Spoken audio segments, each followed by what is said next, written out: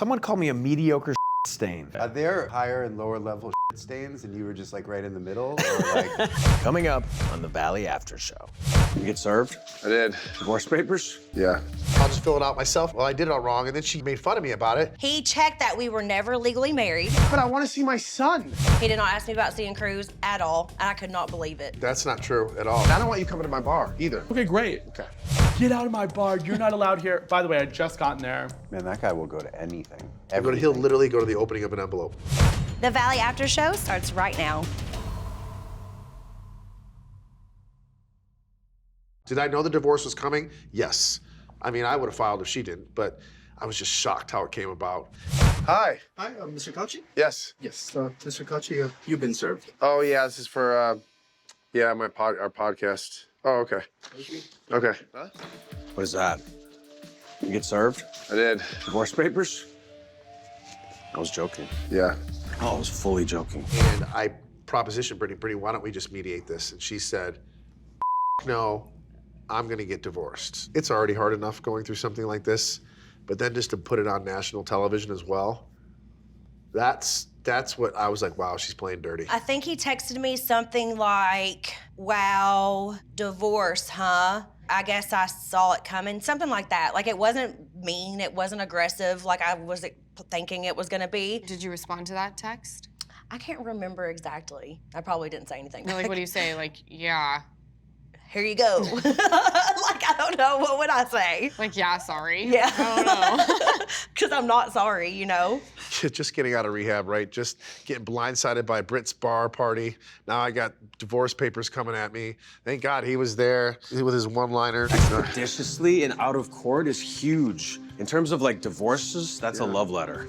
It was heavy. You know, it was a heavy moment. It was Reading the details of the new custody. Does he have representation? Yeah, he had to get it after he filled out the papers all wrong. Well, Brittany always told me, no matter what happens in life, I'll never take your son away from you. I'll never. I'm like, okay, well then I guess I don't need to get a lawyer. Or why am I gonna spend thousands and thousands and thousands of dollars? I don't want your house. I don't want your furniture, your dishes. I don't want anything. You're not gonna take my son away from me. What the do I need a lawyer for? So I'll just fill it out myself and turn it in. Well, I did it all wrong, and then she yelled at me for it and made fun of me about it. He checked that we were never legally married, and he checked that our separation date was the day that he went in to file the papers. So he was already in like contempt of court or whatever it was because he did the paperwork wrong. So he had to hire somebody to come in and fix it. Oh my God. You know, she's angry or whatever. I don't know. Do I wanted to get divorced? Yes. Did she want? Yeah. But the way how this was played out was very. I don't really have any words. It's a sucky situation, and but it needed to happen. It needed to happen. Yeah, it was time. Have you seen any activity online from Frank Drebin lately? Jax Taylor, ready to be #1 guy in the group, and he wrote, he's a legend. About himself. And then somebody wrote back and said, in his own mind. Oh no! Frank_Drebin. Oh my God, I forgot about him. Okay, I'm behind. What? Frank Drebin is Jax's Finsta. secret burner account on Instagram where he goes into the fan pages and defends himself. Was it just to troll you, or would he like slide into He was girls' talking DMs about with it? himself, Lala. It was under like I knew that. it though. was under like blog things, and he said Jax Taylor is the show, and he was like, who wouldn't be mad if their wife was hooking up with their friend and blah, like just saying like all kinds of crazy stuff. How do you guys handle the public dialogue that goes on about you in the show? I mean, obviously, been doing this for a long, long time. We all know how I dive into that. I actually have a merch line that Blocked by Jax merch is coming out. People love that. But I got people sticking up for me, and I got people who don't. They're like going to war with each other. It's like, what is going on here? You can't engage because that's what they want you to do. That's the hard part because I have a hard time not engaging. I get phone calls literally multiple times a week. Jax, stop engaging, stop talking, stop responding. I mean, currently right now, I don't know if there's enough hours in the day for you to go in and actually respond to all these people what they're saying. Have a burner account. I have a burner account. You look, you don't touch. So like if I'm blocked by somebody or I have somebody blocked, I'll go like peek at their stories. Like if you send me something that's like story unavailable, I'm like, oh, I have to go look at it from my burner. But you'd never post, you never comment. It's for looking only. It's like at the strip club, you look, you don't touch. Right. Have you guys ever let a comment ruin your day? It has. Yeah, I don't read the comments. On That's a lie. on Instagram, I do. You call me every day and you tell me what you see and what you Oh read. yeah, and no, all this year, no, let me rephrase, okay? Sorry, I don't mean to call you out, but I'm gonna call you out. Season 1, I had push notifications for Instagram messages. And after 2 or 3 episodes, when somebody said you're the Tom Sandoval of the Valley, I was like, all right, I'm turning these off, and I didn't read any more.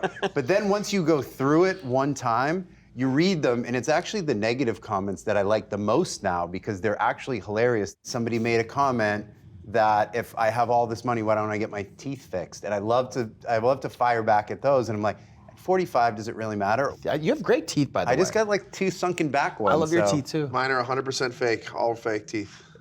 I got them all done. Someone called me a mediocre stain. And honestly, she had a blue check mark, and I was like, damn, man. I feel like I've had such a rich, wonderful, loving, like cool life, and she reduced me to a mediocre stain. But it motivated me strangely. Honestly, I feel like since I read that, I've upped my game a little bit. Are there higher and lower level stains, and you were just like right in the middle, or like I don't understand what a mediocre one is like. I think it's pretty to have a stain at any level. Yeah. They hate on you because they care about you, right? Accountability. They hate us because they ain't us? Well. I was friends with Michelle. Jesse was around a lot, but I wasn't really friends with him. I feel like I didn't have much of a relationship with Zack last year. Jesse and I have such a colorful relationship. Did you just say to me? What did you say to me? I know he threw a couple jabs at me, like that I actually laughed at. Don't roll your eyes with Michelle the way you did with me. I didn't roll it with her. It was with you. I will go over there and bury that guy off the cliff. But I made a concerted effort this year to be a little, friendlier with Zack and get to know him more. He's a really good guy, and we've worked on our friendship. I had never met Benji. Zack was saying he wanted to throw him a really nice welcome back party, but he wanted to keep it over on our side of town. I just said, yeah, absolutely, you can have it at my house. And I thought, this is kind of one of those moments where he's like, I want to show you, I want to be friends in a bigger way. Yeah. And I thought it was really sweet of him. Yeah, it was really nice. And he paid for everything, so that was great. Hey. Because he wanted to be bougie, and Yeah, I was like, you're like, I'll take it. I'll bring the solo cup. You're like, I'll take it. Look, Jesse likes fancy things. I don't know anyone else that wants a non-functional doorknob. It's hard to figure out. That thing's a bitch. It's like picking a safe. You got to turn it enough. For some reason, after Michelle moved out, it's like I can't get in that freaking house. It's like an old steel door, with little knickknacks and things on it. You can't twist it. It doesn't twist. As a real estate agent too, it's like you think an important feature is like the first open of a door. I never had a problem because it's a thing that you click to walk into a house, but everybody's sitting there rubbing the balls. I did it the other day. I've probably done it 10 times. I'll probably do it again. It's just what happens. I guess it makes sense for Jesse. Bougie. I walked in the house and I just saw garbage bags. Do you see anything in boxes here? No. No, trash bags for the trash. It's just like a flashback of my life buying the home, setting the home up and all that, and just now it's like everything is just in the garage that I own. He said something in a text one time. It was like, oh, thanks for packing up my stuff, by the way. The garbage bags were a bit much, but thanks, or something like that. What did he want you to put them in? Louis duffel bags? Hell no. It must have come from Brittany's anger that she wanted to get rid of his stuff, or I don't know where it would come from. That's a great question. I don't mean to cut you off. There was no cheating or anything, or anything like that. So now that I think about it, why did you need to pack up my stuff? Why couldn't you say, hey, listen, you got 2 days to get your shit out of this house? Well, now you're just comparing trauma. No, but cheating versus hurt versus. I want to know, coming out of rehab, packing my stuff up. You think, okay, you wanted to work on the marriage. I don't know. I don't understand. Maybe I missed something, or maybe I don't remember. I think it was. She was very, very upset about your apartment situation. And it was like, so I don't really think it'd be a good idea for me to go back to the house. And I was like, okay, but I have a 3-month lease already signed, and I've already paid for it up front. And he was like, well, I already signed a lease to a condo. He's moving in next door to Tom Schwartz. And I think she basically probably said, all right, well, if you want to go, fucking go. I thought, honestly, I was doing the right thing. I was tired. I was ashamed of myself that I made Brittany bounce from Airbnb to Airbnb for a while. I think she had to do it 3 times. That made me feel awful. And I was working on myself in rehab. I'm like, I need to stop doing this. I need to be out of that house as soon as I get out of here and make sure she's comfortable in her home with our son. That's, I thought, was doing the right thing. Do you think that was the right thing to do? I think the concept was the right direction. I think the implementation was wrong. Do you have any pictures of you and Jax in the house anymore? No, none. So all that's gone. There's like albums, I'm sure that he's in there, but nothing that like you can just walk in and see. I changed out my bourbon barrels. They now say Brittany and Cruz. Yeah, instead of Brittany and Jax. What have you done with the garage now that it's not his man cave? Well, he didn't want to pay for the storage unit anymore, so it's filled with all my Christmas and Halloween decorations. So I had a guy come in and build like shelving on the walls, and it's got like all these like huge bins, and it's got my refrigerator for drinks.